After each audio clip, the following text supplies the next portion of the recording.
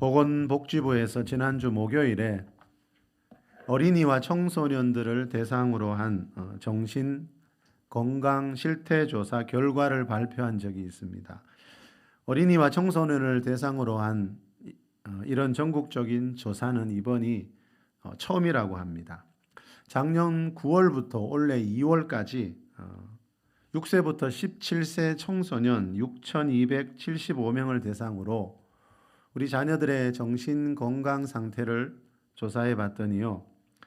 정신장애 평생 유병률이 16.1%나 된다 그럽니다. 평생 유병률이란 현재와 과거 중 어느 한 시점에 정신장애 진단을 받은 경험이 있는 경우를 말합니다. 이달이 가정의 달이고 오늘이 어린이날인데 안타깝게도 우리나라 6세부터 17세 청소년 100명 중에요. 16명은 이 정신장애를 가지고 있습니다. 여러 가지 정신장애가 있는데 그 중에 불안장애를 겪는 아이들이 가장 많다고 합니다. 불안장애는 이 기사에 보면 이렇게 설명합니다. 다양한 형태의 비정상적이고 병적인 불안과 공포로 일상생활에 문제를 일으키는 정신장애 중에 하나이다. 자, 6세에서 17세의 나이면 그렇죠? 우리나라 역사상 가장 좋은 환경에서 자라난 세대인데 아직 사회생활도 하기 전이고 그죠? 한창 사랑받으면서 밝게 자라야 될 아이들인데 다양한 이런 정신장애 속에서 살아가고 있는 이유가 도대체 어디에 있는 걸까요? 정신장애 유병률이 16.1%나 된다는 것도 문제지만 더 큰 문제는요. 이 정신장애가 있는 자녀들 중에 지난 1년 동안 정신건강 서비스를 받은 자녀들은 4.3%에 불과하다는 겁니다. 정신장애가 있지만 의학적으로 분명히 정신장애를 가지고 있지만 아무런 치료를 받지 않는 경우가 더 많다는 겁니다. 치료받지 않는 이유를 부모들에게 물어봤습니다. 그랬더니 가장 많이 나온 대답은요. 치료를 받을 정도는 아직 아닌 것 같다는 대답이 가장 많았습니다. 그 다음이 시간이 지나면 저절로 나아질 것 같아서 전문기관 이용에 대한 부정적인 인식 때문에 또 타인의 시선에 대한 걱정 때문에 순으로 나왔습니다. 전문가들이 볼 때는 치료를 받아야 할 정도로 심각한 정신장애를 갖고 있지만 부모님들이 볼 때는 그 정도는 아닌 것 같다라고 한다면 이럴 때는 여러분 누구 말을 들어야 할까요? 그리고 전문가들이 볼 때는 치료를 받아야 될 수준인데 시간이 지나면 저절로 정신장애가 사라진다고 믿는 사람들이 많이 있는데 여러분 정말 그럴까요? 타인의 시선에 대한 걱정 때문에 치료를 받지 못하는 경우도 많다 그랬죠. 정신과 치료를 받으면 무조건 이상한 사람 취급하는 그런 경향이 아직 우리 사회에 많이 있다는 겁니다. 복지부에서 올 하반기부터 전 국민 마음 투자 지원 사업이라는 걸 시작합니다. 전 국민 마음 투자 지원 사업. 그리고 2027년까지 소아 청소년들을 포함한 100만 명에게 전문 심리 상담을 지원할 계획을 세워놓고 지금 추진하고 있습니다. 정부에서 이렇게 많은 예산과 인력을 들여서 이런 일들을 하는 이유가 어디에 있을까요? 마음과 정신에 장애를 가지고 있는 사람들이 그만큼 많아졌기 때문입니다. 지난달에 말씀드린 적이 있는데 국민건강보험공단 발표에 의하면요. 2022년 한 해 동안 우리나라 사람 중에 정신 및 행동장애로 병원 치료를 받은 사람이 398만 명이나 된다 그럽니다. 정신 및 행동장애가 뭔가 하면요. 이렇게 설명합니다. 우울장애, 우울증 및 조울증, 불안 및 강박장애, ADHD, 자폐, 스펙트럼 장애와 같은 마음과 정신에 생기는 병들을 말합니다. 자, 좀 전에 정신과 치료에 대해 아직까지 타인의 시선을 의식하는 경우가 많이 있다고 그랬는데 그런 속에서도 이렇게 많은 사람들이 병원 치료를 받고 있다는 말은요. 우리나라 사람들의 마음과 정신 건강이 지금 그만큼 심각한 수준에 와 있다는 거죠. 어느 정신과 의사가 쓴 대한민국 마음 보고서라는 책에 보면요, 이런 말이 나옵니다. 한국인의 마음에 위험 신호가 켜졌다. 오랫동안 속부터 썩어 들어가다가 뿌리까지 잠식해 들어가고 있다는 증거가 여기저기 보인다. 이 정신과 의사가 보고는 우리나라 사람들의 지금 마음 상태입니다.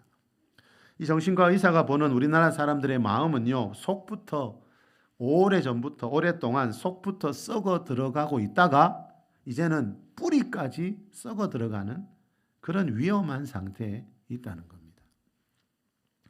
상황이 이렇게 심각하다 보니까 정부에서도 이제 이런저런 대책들을 세우기는 하지만 과연 그것으로 해결이 될지는 의문입니다. 여러분, 어떤 문제이든지요, 겉으로 드러나는 현상보다 더 중요한 게 뭔가 하면 그 문제가 일어나게 된 원인이 어디에 있는가 하는 겁니다. 왜 이렇게도 경제가 발전한 시대에 국민들의 마음과 정신 상태는 점점 더 나빠지고 있는지, 그 원인이 어딘지를 알아야 우리가 우리 후손들에게, 자녀들에게, 그렇죠, 더 좋은 것들을 물려줄 수 있다는 거죠. 지금 우리나라는 여러분 5천년 역사상 그 어느 시대보다도 좋은 환경에서 살고 있지만 이렇게 많은 사람들의 마음과 정신에 장애가 생기는 원인이 어디에 있는지, 자, 성경은 그걸 분명히 가르쳐 주고 있더라고요. 자, 6세부터 17세까지 아이들이라 그랬죠. 그리고 또 성인들도 그렇게 많은 사람들이 이 마음과 정신의 병을 앓고 있는 원인이, 직접적인 원인이 어디에 있는지 강준민 목사님이 쓴 관계 법칙이라는 책에 나오는 이 말을 보면 알 수 있습니다. 이 책에 보면 이런 말이 나옵니다. 인간은 관계 속에서 행복을 누리는 존재다. 이 말을 뒤집어 보면요, 인간이 불행해지는 것도 관계 때문이라는 겁니다. 사람과의 관계. 모든 마음의 병과 정신의 병은요, 언제 생기는가 하면요, 누군가의 관계 속에서 생긴 병입니다. 특히 어린 시절. 어린 시절에 누군가로부터 받았던 마음의 상처는요, 부모들이 생각하는 것처럼 세월이 지나면 저절로 사라지는 것이 아니라 더 큰 문제를 일으키는 원인이 된다고 의사들이 말하고 있습니다.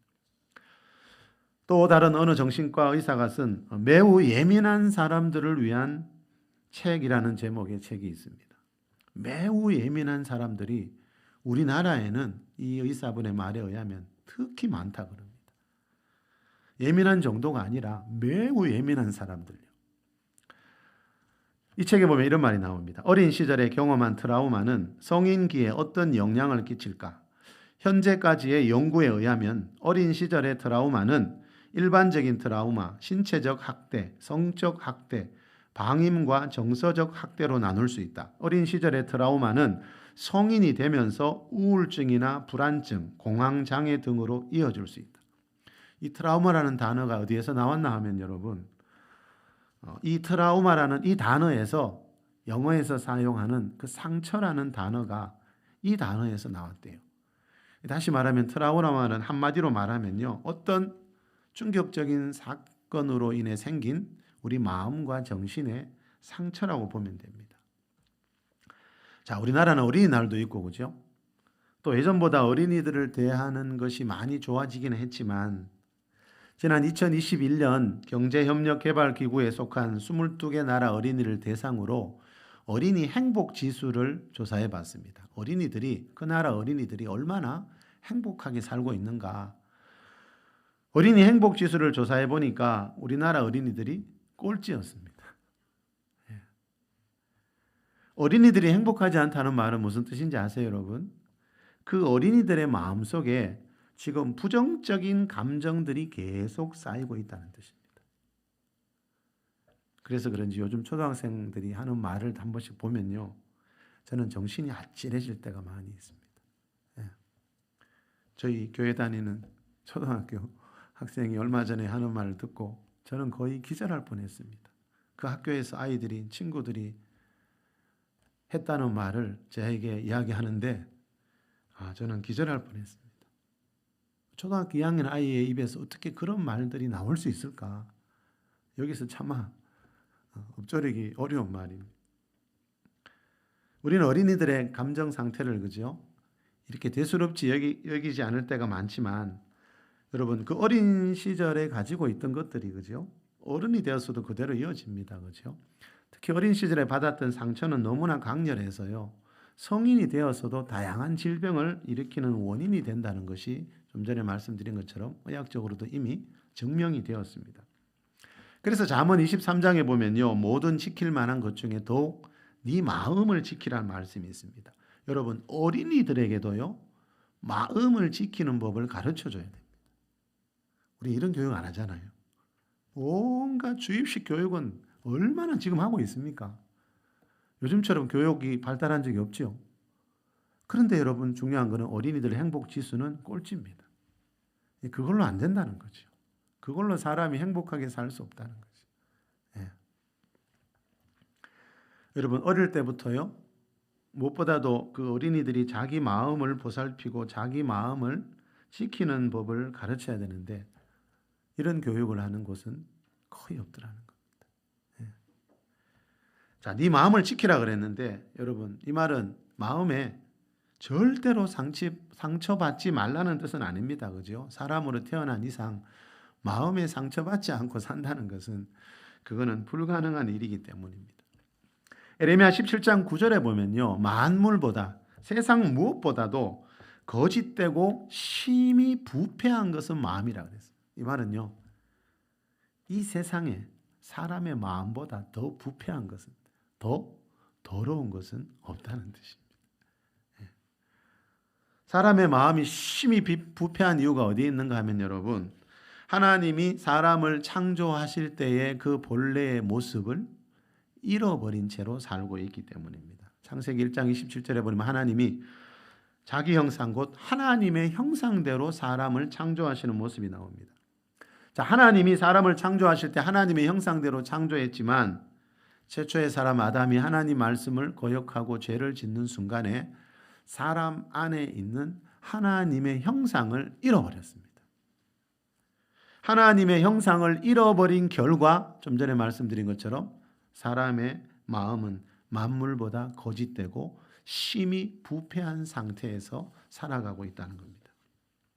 자, 로마서 1장에 보면요. 사람의 마음이 심히 부패하다는 이 말이 무슨 뜻인지 좀 더 자세하게 나옵니다. 다시 말하면 이 로마서 1장을 보면 과거에 비해 경제가 이렇게 발전한 시대를 살아가고 있지만 왜 사람들의 마음과 정신에 장애를 가진 사람들이 점점점 늘어나고 있는지 그 이유를 알 수 있습니다. 자, 우리 로마서 1장 28절에서 31절까지 우리 같이 한번 읽어보겠습니다. 시작. 또한 그들이 마음에 하나님 두기를 싫어하매 하나님께서 그들을 그 상실한 마음대로 내버려 두사 합당하지 못한 일을 하게 하셨으니 곧 모든 불의, 추악, 탐욕, 악의가 가득한 자요 시기, 살인, 분쟁, 사기, 악독이 가득한 자요 수군수군하는 자요 비방하는 자요 하나님께서 미워하시는 자요 능욕하는 자요 교만한 자요 자랑하는 자요 악을 도모하는 자요 부모를 거역하는 자요 우매한 자요 배역하는 자요 무장한 자요 무자비한 자니라.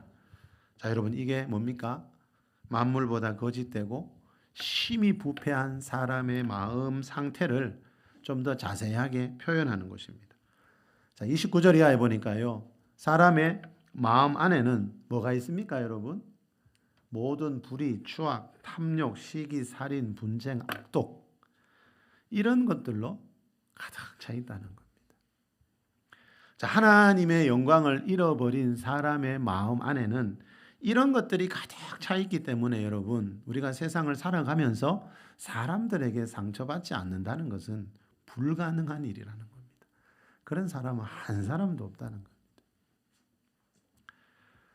자, 28절에 보니까요. 그들이 마음에 하나님 두기를 싫어하며 그랬습니다. 이 세상엔 두 종류의 사람이 있더라고요. 자기 마음에 하나님 두기를 좋아하는 사람이 있고요. 마음에 하나님 두기를 싫어하는 사람이 있습니다. 자, 하나님이요. 그 사람이 자기 마음에 하나님 두기를 싫어하면요. 좀 전에 설교 전에 기도 시간에도 말씀드렸지요. 하나님은 인격적인 분이기 때문에요. 그 사람에게 강압적으로 나를 믿으라고 하지 않습니다. 자, 여러분. 하나님은 그 사람이 마음에 하나님 두기를 싫어하면 어떻게 한다고요? 하나님께서는 그들을 그 상실한 마음대로 그냥 버려두십니다. 그 사람이 하나님을 초청하지 않는 한 하나님은 인격적인 분이기 때문에 그 사람이 강압적으로 하나님을 믿으라고 하지 않는다는 겁니다. 그래서 내가 선택하는 겁니다. 하나님이 인간을 창조하실 때 자유의지를 주셨습니다. 아담과 하와가요, 그 선악과를 따먹을 수도 있고 따먹지 않을 수도 있었습니다. 그 하나님이 조종한 게 아니고요. 하나님이 사람을 창조하실 때 그 안에 주신 자유의지로 아담과 하와가 스스로 결정한 겁니다. 자, 여러분, 그 결정의 결과로, 그죠? 아담의 인생이 변하고 세상이 변했다라고 성경은 말씀합니다. 자, 아담이 여러분 하나님 말씀 거역하고 죄를 짓는 순간에, 그죠?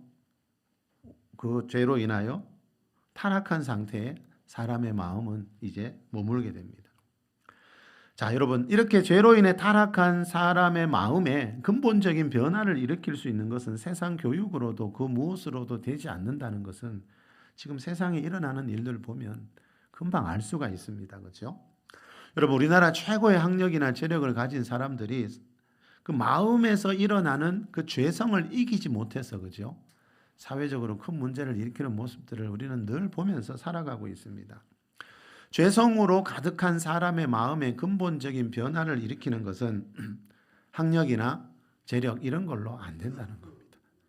자, 사람의 마음에 근본적인 변화를 일으킬 수 있는 것은 히브리서 10장에서 말하는 이 한 가지밖에 이 세상에는 없습니다.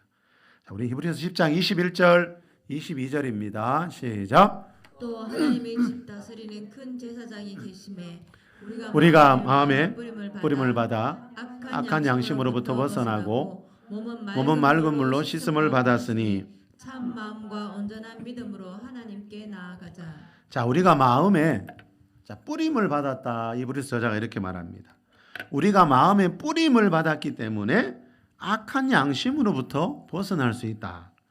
자, 다시 말하면 우리 마음에 이것이 뿌려지면 악한 양심으로부터 우리 인간의 타락한 본성으로부터 벗어날 수가 있다는 겁니다. 자, 학력으로도 재력으로도 이 세상 무엇으로도 사람의 이 마음 상태는 근본은 변화시킬 수가 없습니다. 그래서 그렇게 많이 배우고 그렇게 사회적인 위치가 있는 사람들이, 그죠? 상상하기 어려운, 이해하기 어려운 죄들을 끊임없이 짓고 있는 겁니다. 자, 무엇이 뿌려지면 여러분, 자, 이 변화가 일어날 수 있는가? 이 히브리서에 보면 나옵니다. 그 교도관을 지낸 박효진 장로님 있지요. 그분이 쓴 하나님이 고치지 못할 사람은 없다라는 책 본 적이 있습니다. 이 책에 보면요, 흉악범이나 정말 끔찍한 죄를 저지른, 그것도 그죠? 몇 번씩, 몇십 번씩 끔찍한 죄를 저지른 흉악범이나 또 연쇄살인범이요, 천사처럼 변화된 이야기들이 많이 나옵니다. 그런 사람들이 변화될 수 있었던 이유가 뭔가 하면 여러분, 사람의 마음에 이것이 뿌려졌기 때문입니다. 자, 그럼 이것이 무엇을 말하는가? 이 말씀 앞에 19절을 보면 알 수 있습니다. 거기 보면 이런 말씀이 있습니다. 형제들아, 우리가 예수의 피를 힘입어 성소에 들어갈 담력을 얻었나니. 자, 우리를 악한 양심으로부터, 심히 부패한 마음으로부터 벗어나게 해주는 게 뭐라는 겁니까, 여러분? 예수의 피라는 거죠. 예수님이 십자가에서 우리 죄를 위해서 흘리신 피라는 겁니다. 어젯밤에 목장 큐티방에 예수 보혈 구원이라는 글이 올라온 걸 본 적이 있습니다. 자, 예수님의 보혈이요, 구원의 시작이고 또 우리 신앙생활의 핵심입니다, 여러분. 베드로전서 1장 2절에 나오듯이 그리스도인은요, 예수 그리스도의 핏뿌림을 얻기 위하여 택하심을 받은 자들이라고 나옵니다. 하나님의 아들 예수님이요, 우리 죄를 위해 십자가에서 흘리신 피를 마음에 뿌릴 때 그 사람이 과거에 어떤 사람이었다 하더라도 악한 양심으로부터 벗어나고 심히 부패한 마음으로 벗어날 수 있다라는 것이 이 하나님이 고치지 못할 사람은 없다라는 이 책에 보면 많이 나오고 있습니다. 여러분, 이 세상에서 일어나는 불행한 일들을 보십시오. 대부분 먹을 것, 입을 것이 없을까 아니고 특히 우리나라를 보십시오. 이렇게 좋은 환경인데도 왜 그렇게 불행한 일들이 사람과의 관계 속에서 많이 일어날까요? 그것은 사람의 마음 안에 있는 죄성을 다루지 못해서입니다. 여러분, 누구보다도 사랑해야 될 내 가족들, 그죠? 내 자녀들에게까지 깊은 상처를 주는 일들이 얼마나 많이 일어나고 있습니까? 자, 그것은 다른 이유가 아니고 여러분, 내 안에 있는 죄성을 이기는 법을 몰라서라는 거죠. 시편 34편 18절에 여호와는 마음이 상한 자를 가까이 하시고라는 말씀이 있고요. 시편 147편 3절에도 상심한 자를 고치시며 그들의 상처를 싸매시도다라는 말씀이 나옵니다. 자, 사람은 서로에게 상처 주고 살지만 하나님 뭐 하신다고요? 상처를 싸매어 주시고 있대요. 치료해 주시고 있대요. 자, 이 세상에 여러분, 마음 상하는 일들이, 사람과의 관계 속에서 마음 상하는 일들이 얼마나 많이 일어나고 있는지 하나님도 알고 계시다는 뜻이죠. 그래서 하나님은 마음이 상한 자를 가까이 하려고 하시고 상처를 싸매 주시고 있다는 겁니다.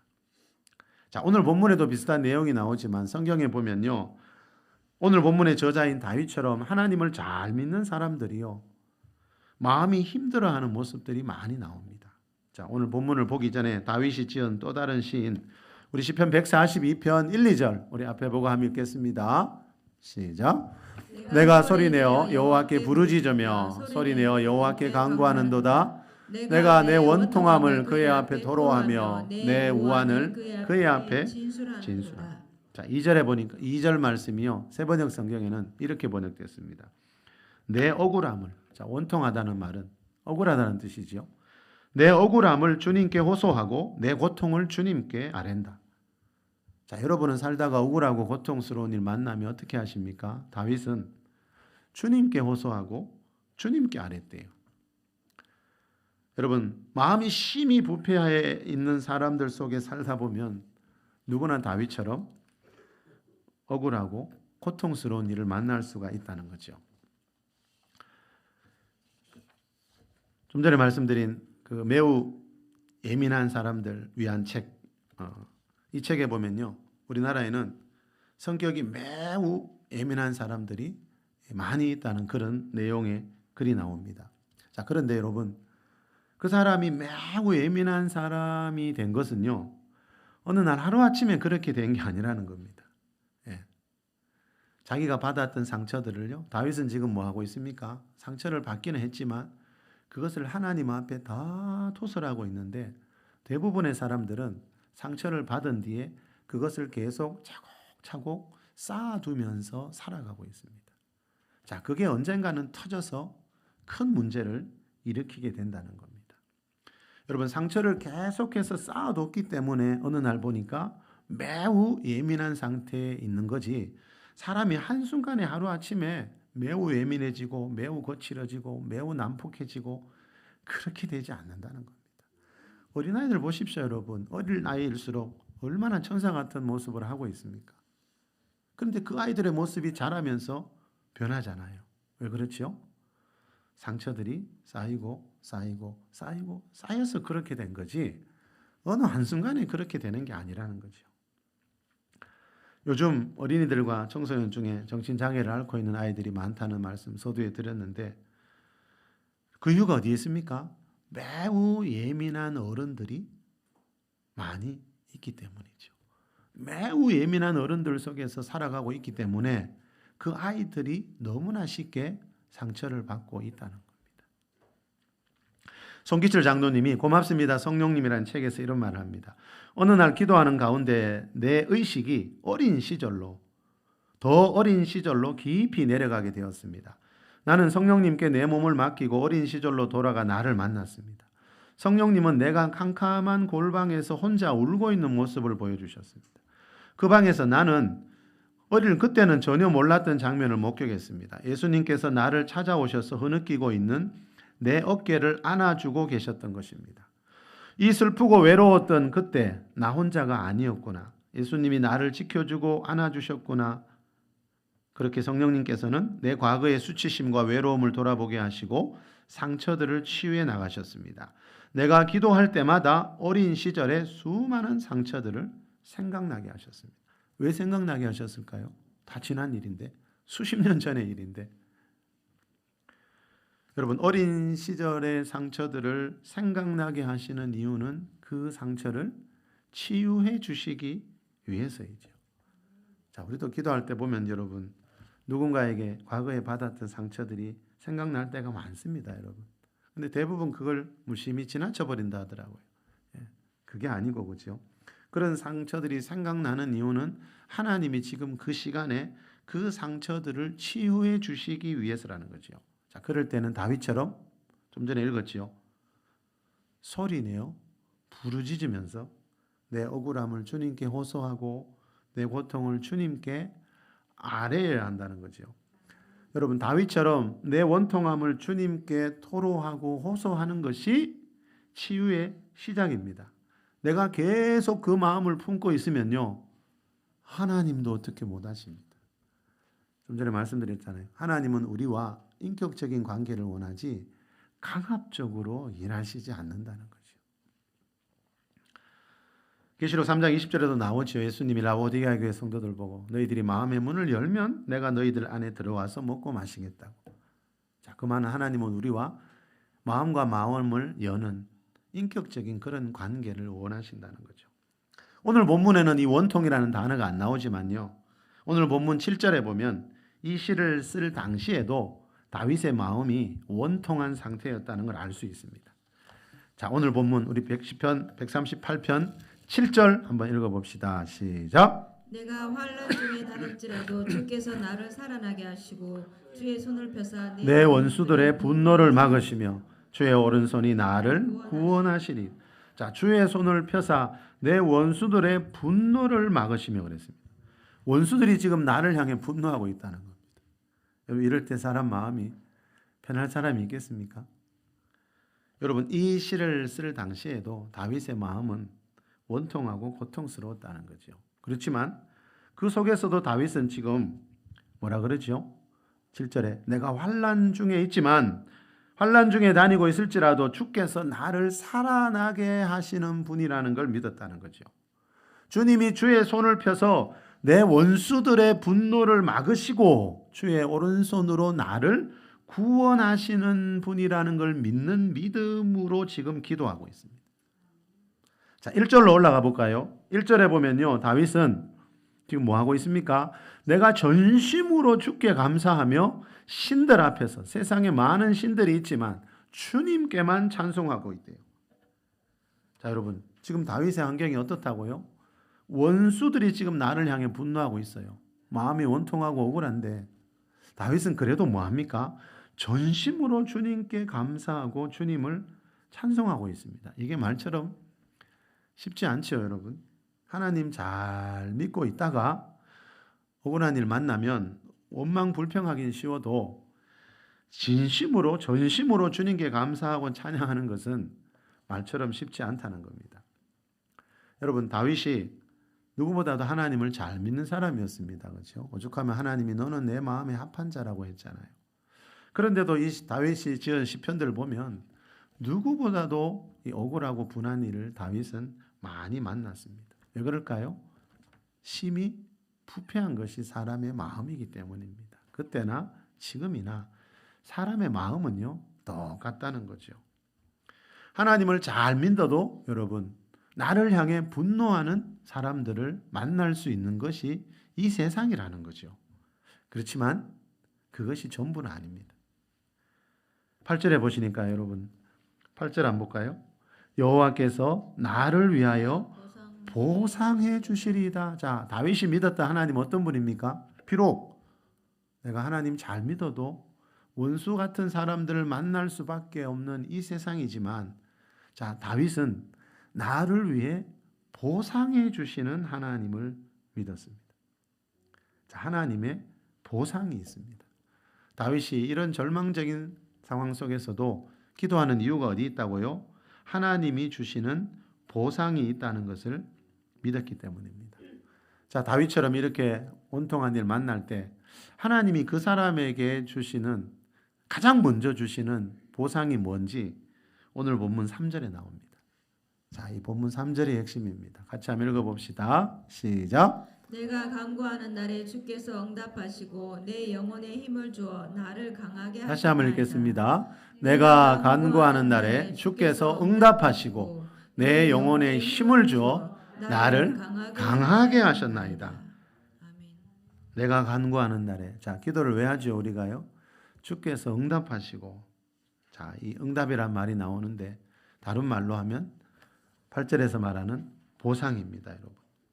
다윗이 억울한 일을 만났을 때에도 기도를 쉬지 않은 이유가 어디 있다고요? 주님의 보상, 즉 주님의 응답을 믿었기 때문입니다. 자, 그런데 주님이 이 억울함 속에서도 간구하는 자들에게 가장 먼저 해주시는 보상이 뭔가 하면요, 내 영혼에 힘을 주어 나를 강하게 해주시는 것. 하나님은 항상 우리 영혼을 먼저 살리시는 분입니다. 왜요? 내 영혼이 살면요, 그 사람은 어떤 환경에서도 어떤 환경도 이겨나갈 수 있기 때문에 하나님은 우리가 어려운 일을 만날 때 먼저 우리 영혼의 힘부터 주십니다.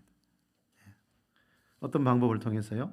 성령님의 임재를 통해서지요. 그래서 로마서 14장 17절에 보면요, 하나님의 나라는 성령 안에 있는 의와 평강과 희락이라 그랬습니다. 자, 세상에 심히 부패한 마음을 가진 사람들이 여러분 살아가고 있는데, 자, 그 속에서 하나님이 하나님 자녀들에게 가장 먼저 주시고 싶은 게 뭔가 하면 언제나 이 성령 안에 있는 의와 평강과 희락입니다. 여러분, 아무리 좋은 집에서 좋은 차 타고 살면 뭐합니까? 지금 마음이 우울하고 불안한데 그게 무슨 의미가 있겠습니까? 자, 그래서 여러분, 이 성령 안에 있는 평강과 희락이 중요합니다. 여러분이 세상을 보면 금방 알 수 있습니다, 여러분. 서두에 몇 가지 예를 말씀드렸듯이 여러분, 정부에서 국민들의 마음 치료에 많은 예산을 투자할 정도로 지금 사람들의 마음이 너무 힘든 가운데 있다는 거죠. 여러분, 내 마음이 내 마음대로 안 될 때가 많잖아요. 그래서 사람들이 힘들어하잖아요. 병원 치료 받아도 안 되고. 여러분, 병원 치료로 다 된다면 왜 그렇게 마음과 정신의 장애를 가진 사람들이 점점 늘어나고 있겠어요? 자, 사람은 여러분 자기 마음 하나 마음대로 할 수 없는 나약한 존재라는 것을 인정해야 하나님을 찾게 됩니다. 예. 안 그런 척하고 살아가는 사람들 많잖아요. 점점 더 속은 골마져가지. 그래서 더 큰 문제가 펑펑 터지게 되지. 여러분, 과학과 의술이 이렇게 발전한 세상이지만 내 마음의 상처조차 어떻게 할 수 없는 것이 사람의 한계고 과학과 의술의 한계라는 것을 우리는 인정해야 한다는 거죠. 그 속에서도 감사한 것은요, 창조주 하나님은 비록 죄로 인해 타락한 인생이지만 예수의 피로 씻어주시고 상처난 마음들을 싸매어 주시고 있다는 거죠. 마음이 약해지고 정신이 약해져서 여러분 가정 안에서 일어나는 불행한 일들이 얼마나 많은지 모릅니다. 여러분, 세상 돌아가는 걸 보십시오. 여러분, 대부분의 불행의 배후에는 그 사람의 마음 안에 있는 죄성 때문에 그런 불행한 일들이 일어나고 있습니다. 그래서 가장 가까운 사람들에게조차 깊은 상처를 주는 일들이 끊임없이 일어나고 있다는 거죠. 그래서 하나님은 우리가 그런 불행한 길로 가지 말라고 지금 이 시간에도 기도하는 자들에게 영혼에 힘을 주셔서 영혼을 강하게 해 주시고 있습니다. 우리도 살면서 여러분, 그죠? 언제 어떤 일 당할지 모릅니다. 그죠? 세상에 워낙 다양한 사람, 그 정신과 의사의 말대로 매우 예민한 사람들이 지금은 너무 많기 때문에 우리가 언제 어디에서 어떤 일을 만날지 모르는 환경 속에서 살아가고 있습니다. 그렇지만 그것이 전부가 아니고, 그죠? 다윗처럼 주님 앞에 부르짖을 때 그 원통함, 그 상처를 싸매어 주시는 하나님의 손길이 있다는 것을 잊지 않기를 바랍니다. 중요한 것은 다윗이 경험했던 그 상처를 싸매어 주시는 주님의 손길, 내 영혼을 강하게 해주시는 그 주님의 은혜를 경험하기 위해서는 우리도 다윗처럼 그런 일이 있을 때 하나님 앞에서 부르짖어 기도해야 한다는 것입니다. 자, 예배 시간마다 여러분 우리 상처난 곳을 싸매어 주시는 주님의 임재가 우리 모두와 함께 하시길 바랍니다. 내 영혼에 힘을 주시는 그 주님의 손길을 경험한 뒤에 또 세상에 나가서 그 은혜와 사랑을 전하면서 살아가는 이 5월 한 달이 될 수 있기를 예수 그리스도의 이름으로 축원합니다.